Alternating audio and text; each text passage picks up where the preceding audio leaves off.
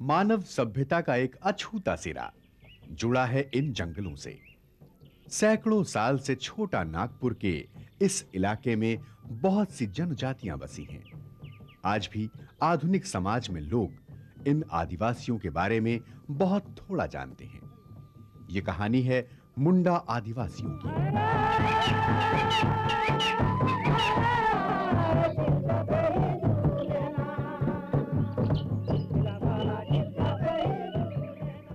Australoid प्रजाति के मुंडा लोग पूर्वी एशिया से होते हुए भारतीय उपमहाद्वीप में पहुंचे।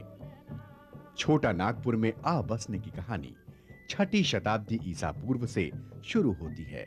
मुंडा लोग जो भाषा बोलते हैं मुंडारी, और उससे क्लोजली जो रिलेटेड संताली और इन भाषाओं को देखने से लगता है कि इनका संबंध पूरब में और दूर तक जाता है। पूरब में मतलब जैसे मेघालय हुआ, बर्मा हुआ, इंडोनेशिया, वियतनाम, प्रशांत महासागर के कई द्वीपों में कुछ भाषाएं बोली जाती हैं, ऑस्ट्रेलिया और आगे भी। रुहेलखंड, अवध, रोहतासगढ़ होते हुए मुंडा लोग छोटा नागपुर पहुंचे। आज छोटा नागपुर क्षेत्र में 9 लाख से ज्यादा मुंडा जनजाति के लोग बसे हैं। इस इलाके में तकरीबन 30 जनजातियां हैं, जिनमें मुंडाओं का स्थान तीसरा है। जीवन के लिए यह जगह अच्छी थी। भरपूर जंगली कंदमूल, फल और शिकार के लिए जानवर।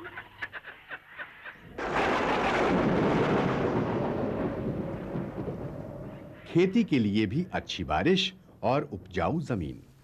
और सबसे अहम बात थी सुरक्षा। सुरक्षा बाहरी दुनिया से। इस तरह एक घुमंतू जनजाति कुछ हद तक स्थायी बनी। झुंड सी बस्ती, घर दिखने में एक से लगते हैं। घर के चारों ओर चौहद्दी, आगे पीछे अहाता, बांस की खपच्चियों और साल की लकड़ी के फ्रेम पर खपड़ैल की छत। घरों की बनावट ऐसी कि गर्मियों में ठंडे और जाड़ों में गर्म होते हैं।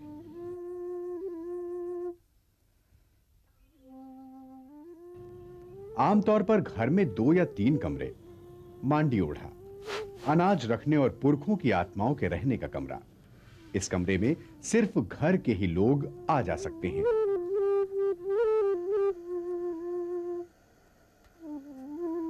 उनरी गोड़, अंधिंग, सिमकुसली और गीती ओढ़ा। उठने बैठने, खाना पकाने, मवेशी रखने, अनाज साफ करने और सोने के लिए एक ही कमरे के अलग-अलग कोने हैं।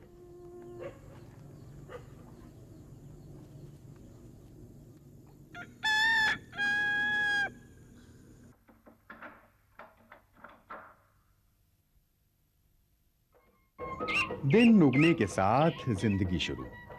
मुंडा लोगों में घर के काम का पूरा जिम्मा औरतों पर है। बचपन से ही लड़कियों को सब सिखाया जाता है। मवेशियों को चरने के लिए छोड़ना, घर को झाड़कर उसे गोबर से अच्छी तरह लीपना, ये एक तरह से घर की रोजाना मरम्मत करने जैसा है। गांव के कुएं या हैंडपंप से पानी भर कर लाना, कहीं-कहीं तो पानी के लिए दूर तालाब या नदी तक जाना पड़ता है। घरेलू कामों के अलावा मुंडा औरतें हल चलाना छोड़ खेती के भी बहुत से काम करती हैं। खेती बाड़ी से जितना संबंधित काम है, कूटना, छांटना और रोपना, काटना इत्यादि सभी काम करते हैं।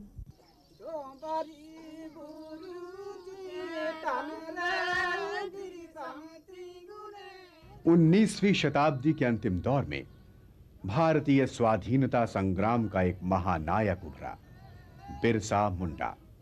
बिरसा ने छोटा नागपुर क्षेत्र में हो रहे अंग्रेजी अत्याचार के विरुद्ध आवाज उठाई। आज भी बिरसा के दिखाए रास्ते पर चलने वाले बिरसाइत कहलाते हैं। वे सादा जीवन बिताते हैं और ताजीवन सिर्फ सफेद कपड़ा ही पहनते हैं।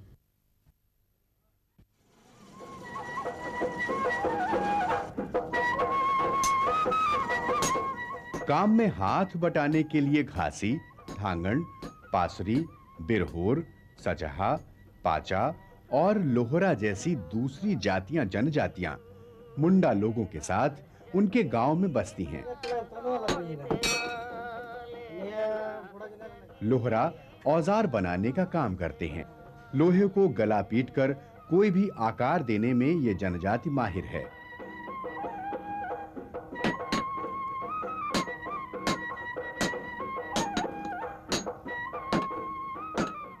सूप, टोकरी, रस्सी जैसे छोटे बड़े सामान भी दूसरी जनजाति के लोग बनाते हैं। इसके बदले उन्हें मुंडा लोग अनाज देते हैं।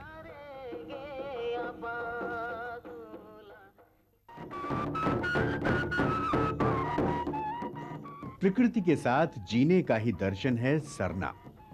ये मुंडाओं का धर्म भी है और शैली भी। प्रकृति के साथ गहरे गुथे संबंधों का एक और प्रतीक है गोत्र या किल्ली। पेड़, पशु पक्षी और प्राकृतिक वस्तुओं के नाम पर 300 से भी ज्यादा गोत्र या किल्ली होते हैं।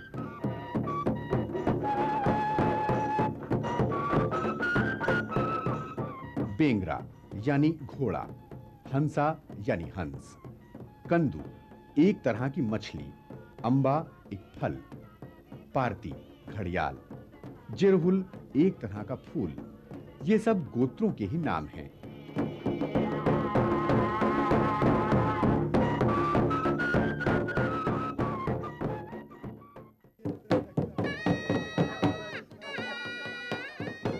मुंडा लोगों में विवाह के मौके पर गोत्र महत्वपूर्ण भूमिका अदा करता है। एक ही गोत्र या किल्ली में शादी नहीं हो सकती। अमूमन शादी से पहले लड़के और लड़की दोनों की सहमति ली जाती है। पहले लड़के वाले लड़की के घर अपना दूत भेजते हैं। लड़की के परिवार से सहमति मिलने पर ही बात आगे बढ़ती है। मुंडा लोगों में दहेज नहीं चलता, अलबत्ता लड़के को शादी के वक्त कन्या मूल्य देना पड़ता है, जो अक्सर 5 और 20 रुपए के भीतर ही होता है। सरना उस जगह का भी नाम है जहां पूजा होती है। पेड़ों का एक झुरमुट, मुंडाओं का एकमात्र मंदिर। विशेष मौकों पर पूरा गांव यहां एकत्र होता है। मुंडा बहुत से देवी देवताओं को मानते हैं, मगर सर्वशक्तिमान है सिंह बोगा। वो सर्वश्रेष्ठ है, अदृश्य है, हर जगह मौजूद। सब लेखा जोखा भी वही रखता है। अन्य सभी शक्तियां उसके अधीन हैं।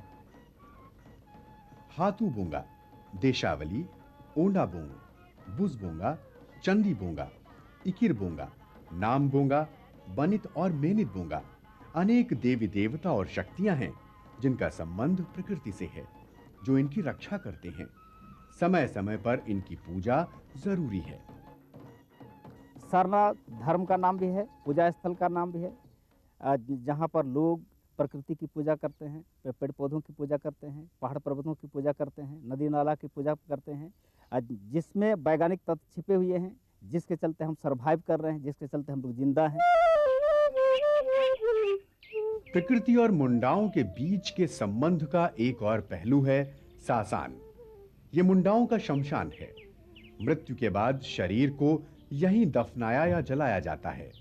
फिर साल में जांग टोपा वाले दिन मरने वाले की अस्थियों को उसकी किल्ली के सासान में लाकर दफनाया जाता है। एक विशेष रस्म के जरिए मृतक की आत्मा को उसके घर लाया जाता है, क्योंकि शरीर नश्वर है और बीज यानी आत्मा अमर। वे हमेशा इनके बीच रहती है।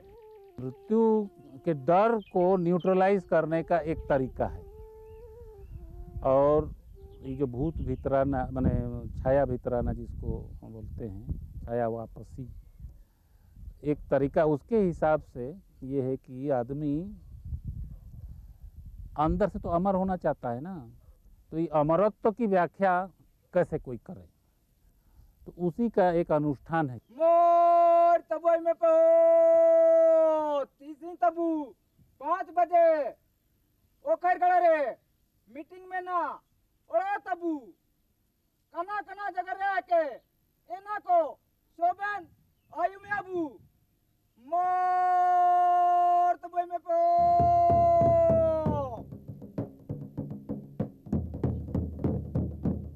मुंडाओं में स्वतंत्र रहने की इच्छा प्रकृति की ही देन है। 5वीं शताब्दी ईसा पूर्व मुंडाओं में नागवंशी राजाओं के उद्भव के साथ मान की मुंडा व्यवस्था का जन्म हुआ। शायद ये भारत की सबसे पुरानी लोकतांत्रिक व्यवस्था है।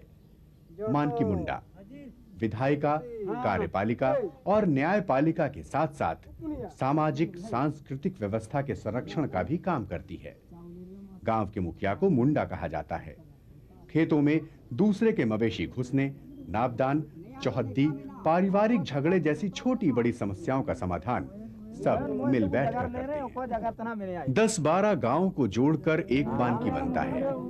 मानकी के अध्यक्ष को मुंडा राजा कहा जाता है। इसके अलावा कुंवार, लाल, ठाकुर, कर्ता, दीवान, ओहदेदार, सिपाही, मानकी के अन्य पदाधिकारी होते हैं। इसका काम मानकी से जुड़े सभी गांव के मामलों को निपटाना है। मानकी का कोई भी पद स्थायी नहीं होता। ये एक शक्तिशाली संस्था है। इसका फैसला सभी मुंडा मानते हैं।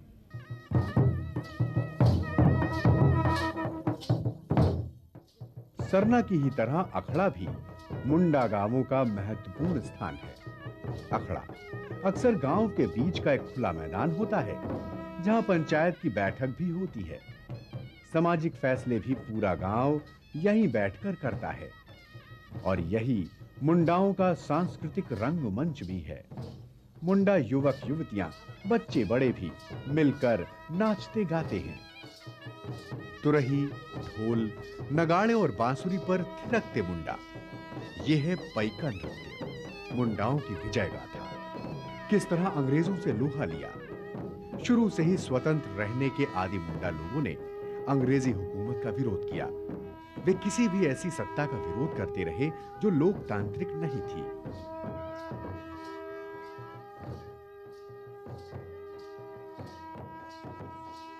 मुंडाओं में कई नृत्य हैं जो अलग अलग पर्वों, त्योहारों पर किए जाते हैं। कर्मा पूजा, माघी, अंबा, सोराई, फागु, सभी छोटे बड़े त्योहारों पर लोग अखड़ा में इकट्ठा होते हैं। कुछ साल पहले तक मर्द एक लंगोट पहनते थे जिसे बटोई कहते थे। औरतें एक कपड़ा लपेटती थी जिसे पड़िया कहा जाता था। आजकल मर्द औरत दोनों धोती पहनते हैं। परंपरागत वस्त्र अब केवल कुछ त्योहारों और उत्सवों में ही देखने को मिलते हैं।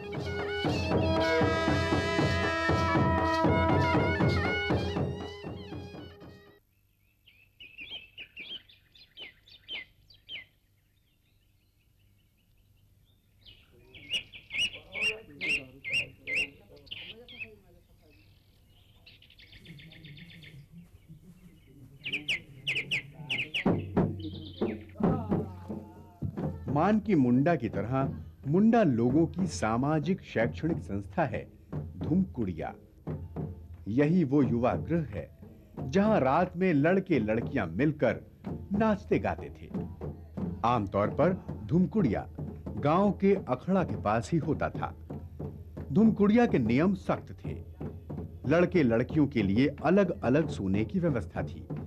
उन पर निगरानी रखने के लिए बुजुर्ग औरत और मर्द रखे जाते थे। युवा गृह में सदस्यों को सामाजिक रीतियों, बंधनों की जरूरत को समझाया जाता था। यही संस्था साल में होने वाले त्योहारों और पर्वों का संचालन करती थी। आज ये संस्था अपनी अंतिम सांसें गिन रही है। अब दरो आदिवासी मुंडा होने गाना बोयो चिली काते बुआ। खेती मुंडाओं का मुख्य पेशा है। हल, जुआट, हेंगी, कुदाल, खेत जोतने के लिए एक जोड़ी बैल या भैंस। मुंडा लोगों ने खेती के लिए वही औजार और गुर अपनाए हैं जो पुरखों से विरासत में मिले।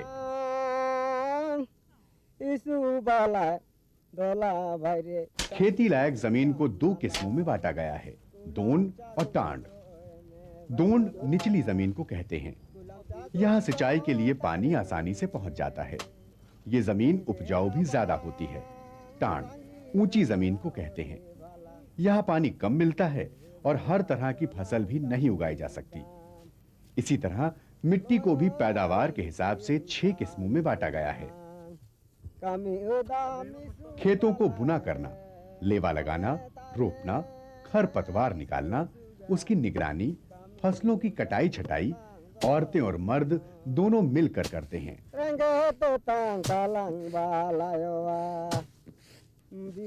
मडुआ, गोदली, सरजुआ, कुर्थी, रहरी, सरसों, धान मुंडाओं की मुख्य फसलें हैं। खेती मुख्य पेशा होने के बावजूद मुंडा और इस इलाके में बसी दूसरी जनजातियां काफी हद तक आज भी जंगलों पर निर्भर करती हैं। घर में जलावन के लिए लकड़ी के अलावा इन्हें जंगलों से बहुत कुछ मिलता है। जंगल आदिवासियों के लिए एक बैंक की तरह है, क्योंकि जंगल में कई तरह के फल फूल जंगल से ही प्राप्त होते हैं। मुंडारी में इसको कहते हैं तिरुल, तारब, कुदा, सोसो, लोआ, कोटांग। तो ये सब जंगली फल हैं जिसको खाकर को ये जिंदा रहते हैं, अपने आवश्यकताओं को पूरा करते हैं, अपना पेट भरते हैं। परंपरा के अनुसार शिकार यानी सेंगरा जरूरी है। पहले साल में कई बार शिकार करने की परंपरा थी। इसका उद्देश्य था जंगली जानवरों को मारकर जंगलों को अपने लिए सुरक्षित बनाना। कानून और सरकारी तंत्र के चलते शिकार पहले के मुकाबले काफी कम हुआ है। जंगल भी अब सिमट गए हैं। फिर भी वे साल में कभी-कभी शिकार पर निकलते हैं, आसार, कापी, बलम, खंदा और तलवारी के साथ। मगर शिकार के नियम बड़े सख्त हैं।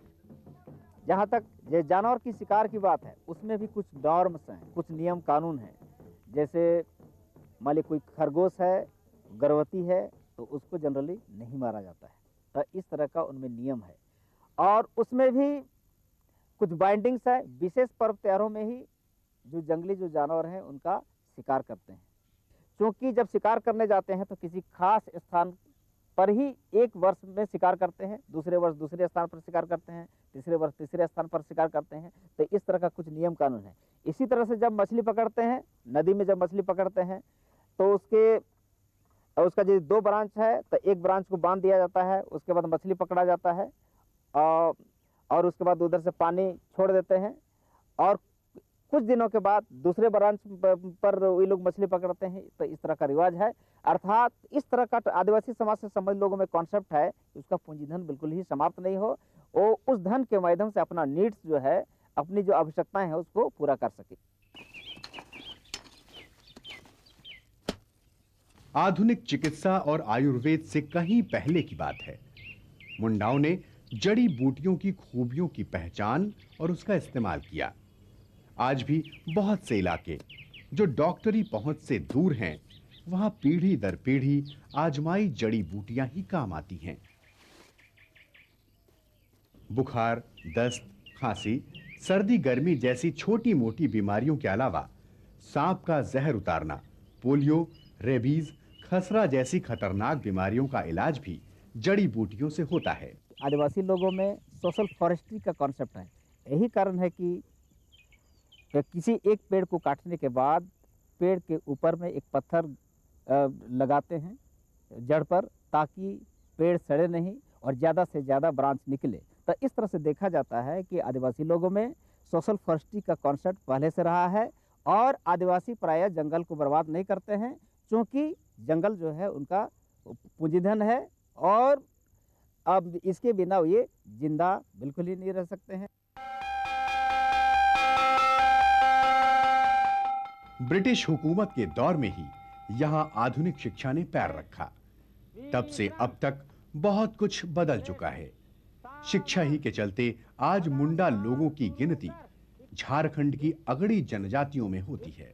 1 2 1 1 2 1 रुक जा 1 2।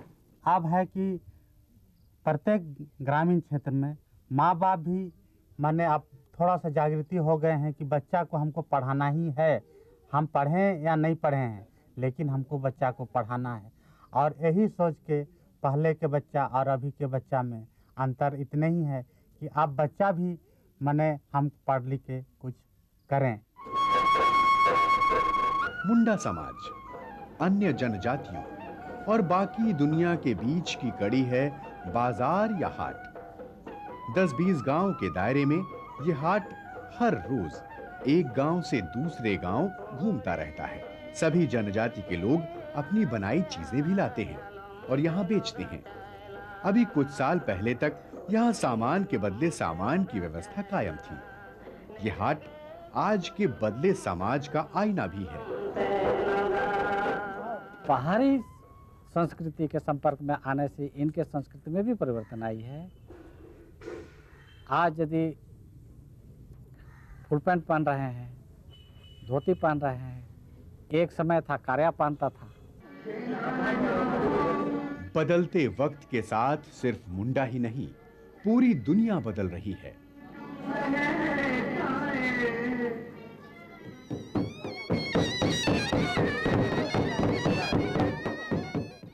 अपने गौरवशाली अतीत, परंपरा और संस्कृति के साथ मुंडा दुनिया की रफ्तार के साथ चलेंगे, ये तो आने वाला वक्त ही तय करेगा। मगर ये तो तय है कि मानव सभ्यता के इतिहास का ये कोना अब और अनजान नहीं रहेगा।